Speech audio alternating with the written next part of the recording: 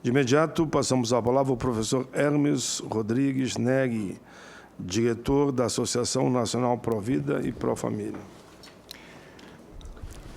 Senador Paulo Paim, presidente da Comissão de Direitos Humanos do Senado, doutora Fernanda Tactani, professor Thomas Golop, doutora Lenise Garcia, membros aqui da mesa, prezados senhores, estando de volta a esta Casa Legislativa, novamente no Senado, para mais uma vez fazer a defesa da vida desde a concepção, que é o propósito do Movimento Legislação em Vida da Diocese de Taubaté, fundado por nosso bispo, Dom Carmo João Roden, e que há 10 anos, junto com outras entidades e grupos, especialmente a Associação Nacional Provida e Profamília, que aqui representamos nessa audiência pública, inúmeras vezes vindo ao Congresso Nacional para trazer informações aos parlamentares, exortando-os a decidir em favor da vida e da família, cujo combate pela vida tem se intensificado a cada dia, conforme São João Paulo II expôs na sua memorável encíclica Evangelium Vitae, dizendo que há um combate de mentalidades, cujo drama tem se agudizado em nossos dias, um conflito entre a cultura da morte e a cultura da vida. Existe uma crise profunda da cultura, uma conjura contra a vida, com circunstâncias dramáticas e terrificantes, que tornam por vezes exigentes até o heroísmo as opções de defesa e promoção da vida. A vida humana tem um valor sagrado, que deve ser respeitado e salvaguardado em todas as circunstâncias, desde a concepção até a morte natural. A questão do aborto é a ponta do iceberg. Sabemos que há um holocausto silencioso vitimando milhares de seres humanos a cada dia, em todas as partes do planeta, vidas ceifadas ainda no ventre materno, do modo mais cruento e doloroso, pois o inimigo de Deus tem sede do sangue inocente. Estamos todos, na realidade, presos pelas potências que, de um modo anônimo, nos manipulam, afirmou Bento XVI. Essas potências que atuam de modo anônimo têm expressão nos centros privados do poder e em grandes fundações internacionais, na vasta rede de ONGs feministas que defendem os direitos sexuais reprodutivos, em agências da ONU e em tantos governos locais como aqui, o governo brasileiro, cumprindo a agenda desses organismos, a agenda antinatalista e antifamília, a agenda do Fórum de São Paulo, dos partidos políticos de esquerda, especialmente o PT, que expulsou 2 parlamentares desse Congresso Nacional, Luiz Bassuma e Henrique Afonso, por não aceitarem essa ideologia inumana e terem sido a voz dos nascituros indefesos nesta Casa de Leis. Senhor presidente, na Câmara dos Deputados, quando aqui estive em dezembro de 2013, diz que as fundações internacionais usam as ONGs para seus fins, de forma mais pragmática. Fazem isso aqui no Brasil, agências da ONU, a Fundação MacArthur, a Fundação Ford, a lista é enorme, acabamos de ver agora há pouco. Fazem ingerência em nosso país. E o governo brasileiro apoia e repassa recursos para essas ONGs, sob a orientação da Secretaria de Políticas para as Mulheres, recursos para os fins de aborto e tudo mais. E, mais uma vez, afirmamos que isso deve ser, sim, motivo de se abrir a CPI do aborto, para ver quem estão sendo beneficiados, quem estão recebendo para trabalhar contra a população brasileira. Tudo isso tem uma história bem documentada, mas ainda conhecida por poucos. Trata-se de um processo por etapas. Primeiramente, como até já foi dito, agora há pouco, desde os anos 50, o período do chamado planejamento familiar, um eufemismo de anticoncepcionismo, com programas gestados em países desenvolvidos, nos centros privados de estudo e pesquisa sobre demografia e população.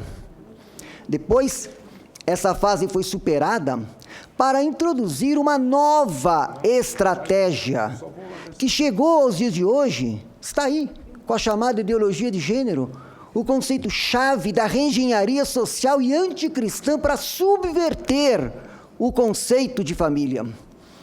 Importante lembrar aqui uma publicação na revista Science, em dezembro de 1967, de Kingsley Davis, diretor do Centro Internacional de Pesquisas Populacionais e Urbanas, da Universidade da Califórnia, em Berkeley, que chamou a atenção para uma nova estratégia muito mais sutil e sofisticada para a eficácia da cultura da morte e para que o aborto acabasse sendo aceito com menos resistência como o meio mais eficaz de controle populacional.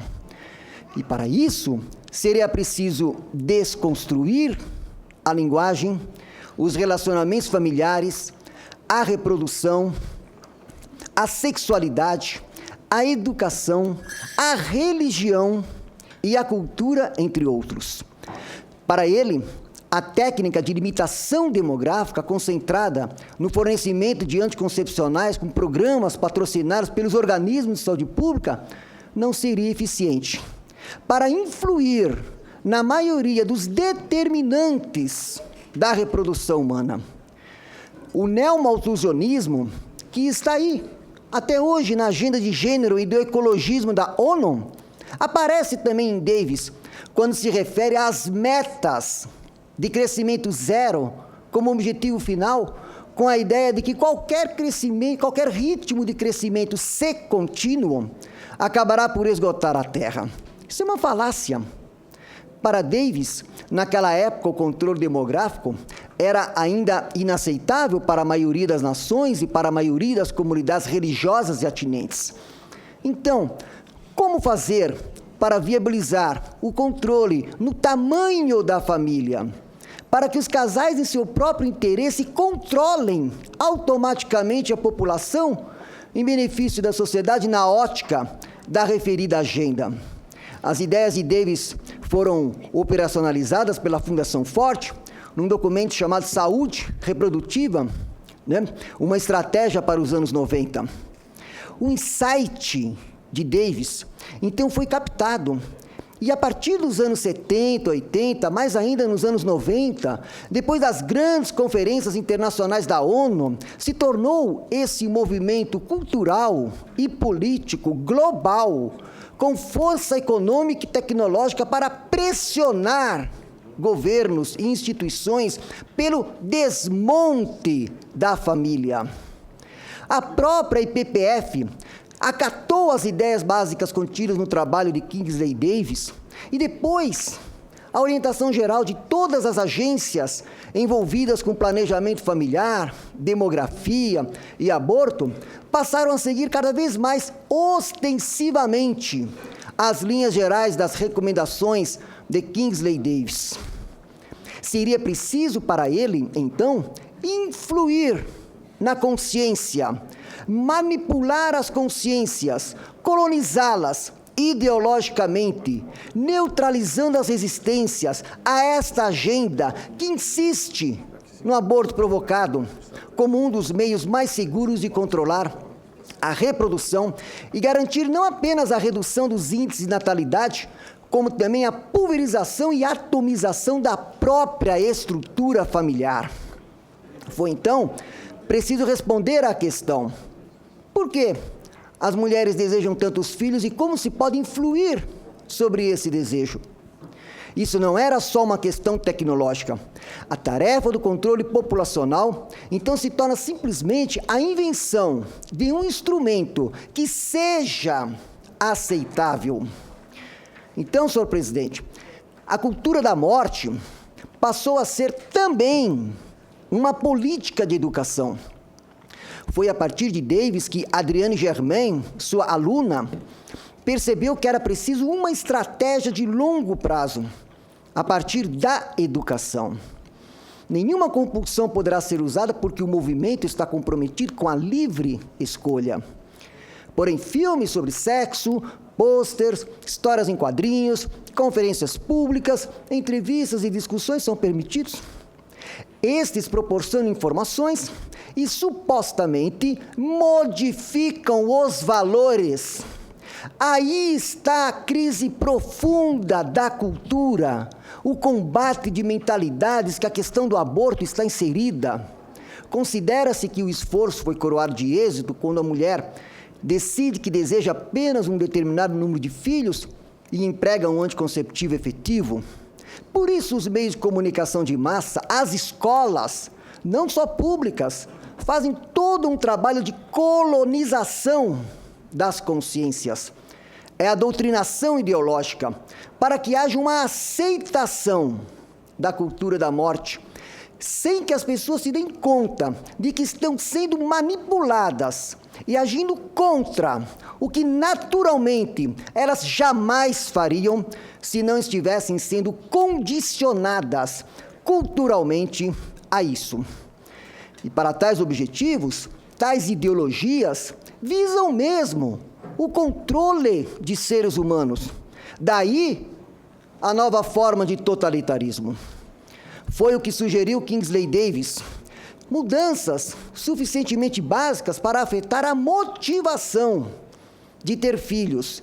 Seriam mudanças na estrutura da família, no papel das mulheres e nas normas sexuais. É preciso o controle da motivação pela sociedade para que o aborto pudesse ser praticado sem remorsos de consciência. E fazem tudo isso também com várias retóricas que fazem parte dessa agenda.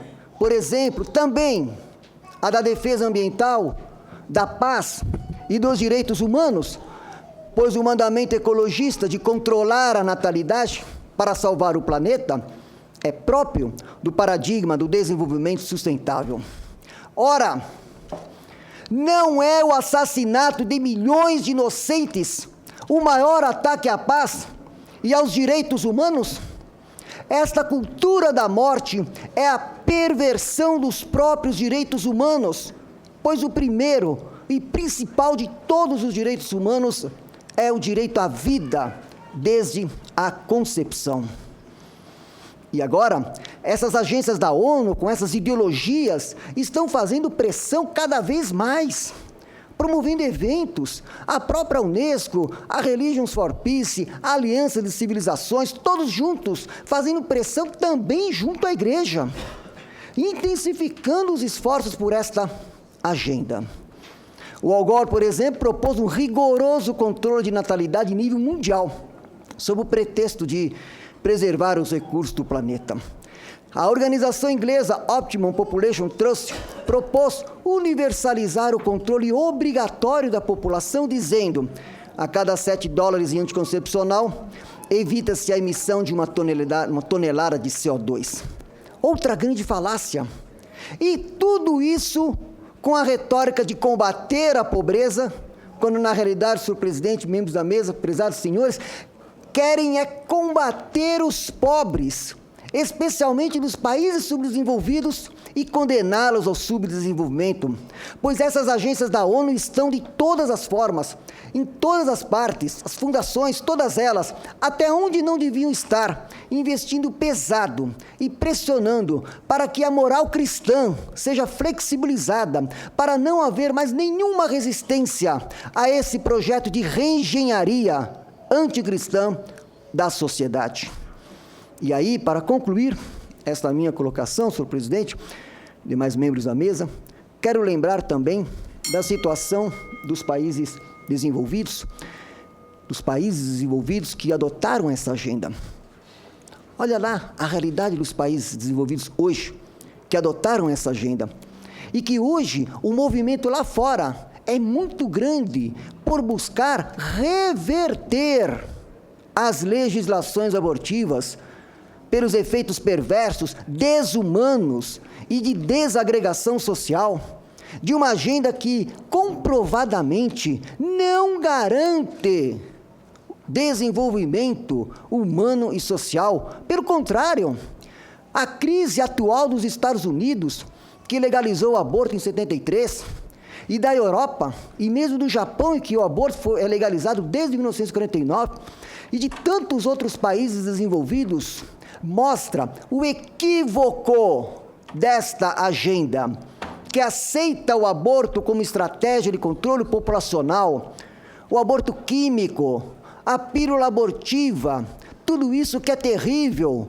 Por quê? Porque por cometer o assassinato de seres humanos inocentes e indefesos, e também de causar danos à saúde da mulher, principalmente pobre e negra, violentá-la enquanto pessoa humana, estratégia esta de liquidação da família, e que nós temos o dever de rechaçar, pois a família é a primeira e principal instituição humana.